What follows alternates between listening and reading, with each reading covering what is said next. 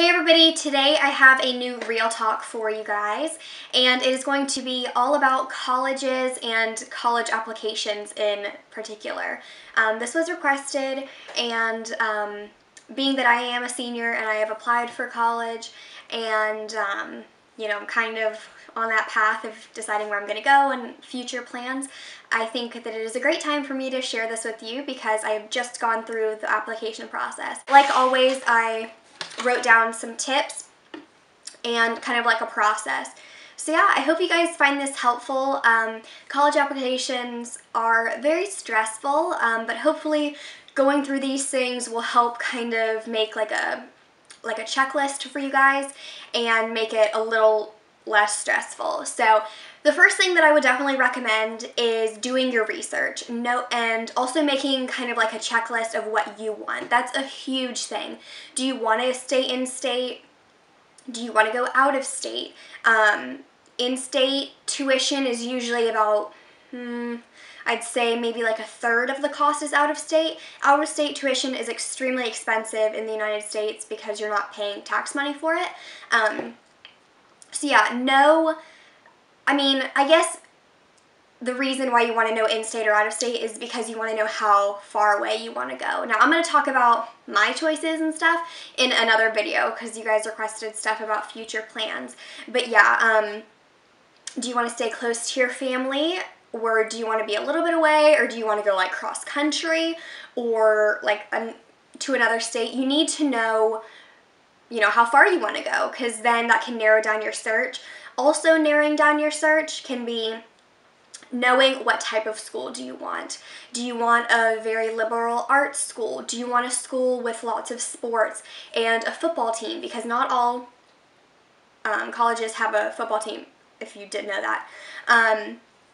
Do you want there to be a lot of clubs, Greek life, different things like that? Do you want the college to be like specifically for like medical school, or I don't know, like engineering or math-based or art-based, or just narrowing it down. And hopefully by using all these tips, you'll narrow it down to a really tight group of colleges that'll make it a lot easier for you to decide. Third thing, this is really important but kind of hard for some people, is knowing what you want to do in the future. Now, I know 100% what my major is going to be, and a lot of people do. There are a lot of people who even younger than I am knew what their major was, or earlier than when I decided or figured out what I was going to do. But, if you go to a school and end up choosing your major, your sophomore year or junior year, and they don't have it, then you're kind of out of luck. You have to transfer and do all of that stuff. So if say you want to do a certain type of, something along with beauty or fashion, not every college is going to have that. Not every college is going to have specific, technical, things. Like if you wanted to do something with film, not every school might have that, or specific math programs, or teaching. Also, along with that, you can look up top schools for your major.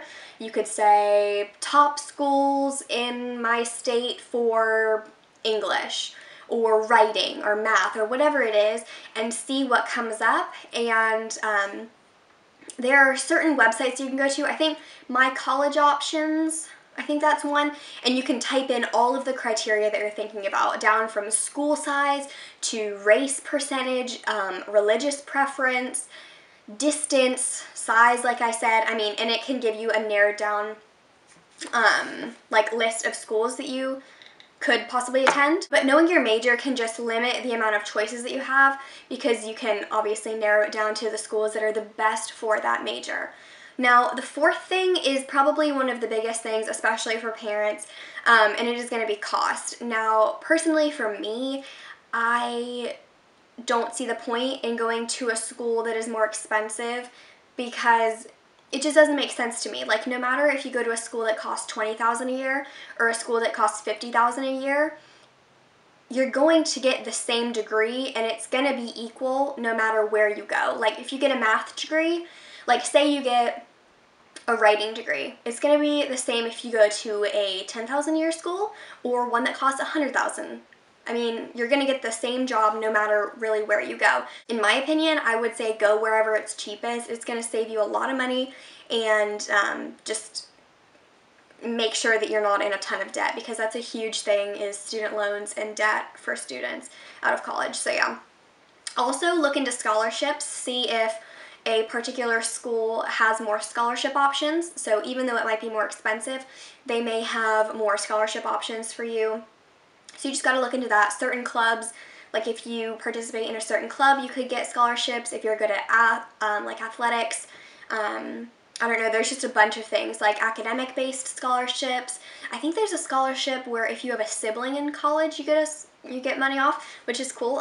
All sorts of things. I mean, there's endless scholarships. So yeah, but just know what you want to spend on college, or what you can spend on college. You know, for most people it is a 4, sometimes 5 year, I mean sometimes less if you have a quick like degree. But you know, it is a few years like of paying for it, and you don't want to be paying for it, you know, into like your middle ages.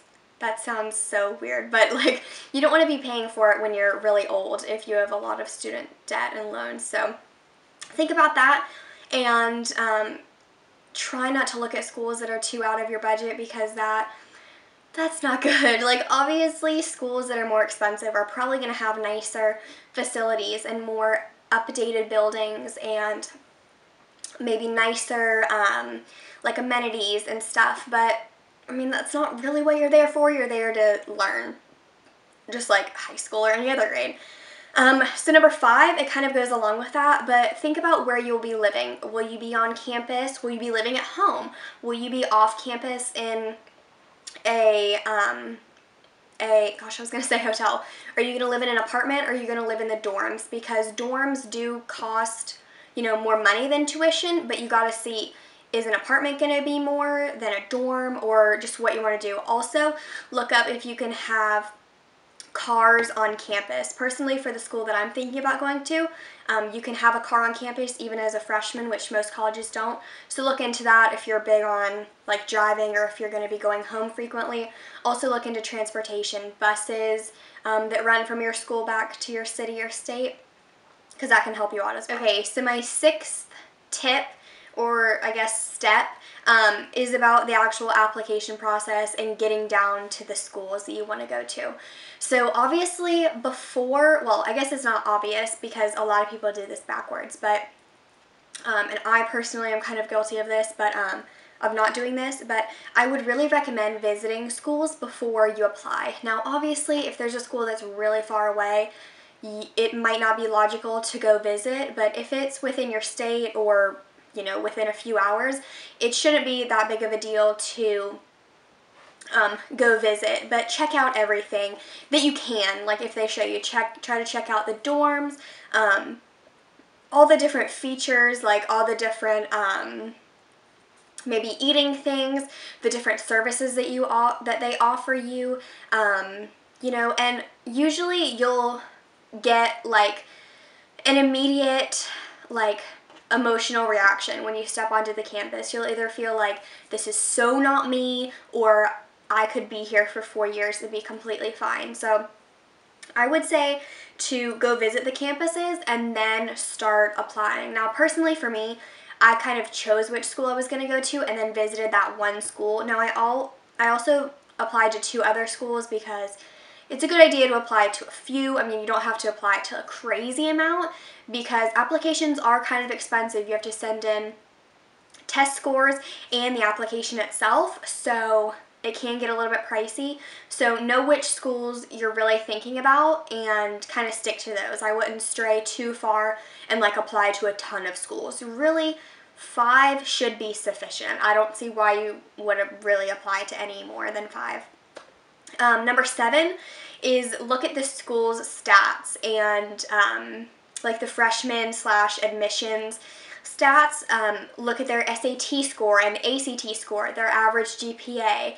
Those are the 3 main things that you would look at and see if you're in the range. And by looking at the range, you can kind of decide whether it's a kind of like a safe bet, or if it's a little bit of a reach, or if it's definitely a reach. I would not have more than like 1 or 2 reach schools, because I mean, you don't want to be relying on something that could fall through.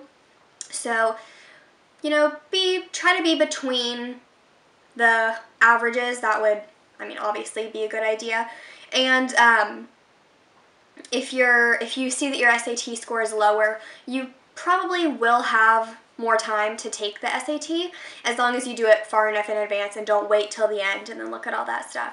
So yeah, look at like what your chances are of getting in. See, there's certain stats where you can see like how many people applied and how many people got accepted, so you can see that and see if there's a ton of competition or not. There are also websites. My school uses one website. I don't know if anybody else uses it, but it basically, you can do a list of schools and you choose one, and then it'll put your stats on like a graph with the other stats, and it'll show you like if you're really competitive or if you're like way above or if you're like kind of below. So that's kind of helpful, like kind of plotting yourself where like the people who usually get in are.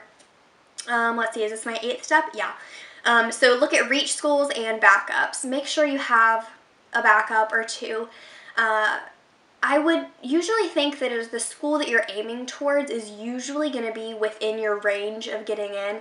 Like, I don't see many people going for a school that's way out of their reach because it's unrealistic. So yeah, just have some backups and some plans if one school doesn't work. But if you're like me, and kind of all my schools are backup schools, they were really easy to get into below my GPA and SAT ranges. So they're like a sure bet, basically. So unless you're like that, I would have some backups. But if you are like that, and all the schools that you're thinking about, maybe if they have your major or whatever it may be, are below, then don't worry about it. You can probably have fewer schools to apply to and pick from, which is, I think it's a good thing. So yeah, number 9 and 10 go together. So number 9 is apply early and take all of your tests early so you have all of the scores. So you're either going to send in your ACT or SAT scores, could send on both, but early deadlines are, some are in October, some are in November. I've already sent in all my applications, and it is November now. Excuse me. But yeah, so take all of your stuff and start the application process early, because there are like letters of recommendation that you need and essays that you might be needing. So just, you know, think about those and plan them out. And that goes on to number 10, is take it slowly and you'll be less stressed. The earlier you start, the more you can kind of space out your essays that you have to do, or whatever it is that you have to do, like gathering your information. And that way it won't be all like done on one weekend or something where it's gonna like fry your brain doing all of this stuff at once, because it can be quite stressful. Luckily for me, I had super easy applications. That was amazing. But yeah, so just take it slowly and know that you'll get through it, and it'll be a new chapter of your life that will be great. So yeah, I hope all of those 10 tips were helpful for you all. I'm sorry that this video was so long, but I did have a lot to say. So yeah, thank you all so much for watching. Leave any other Real Talk topics requests in the comments down below. That was kind of confusing. And I will see you guys next time. Bye, everyone.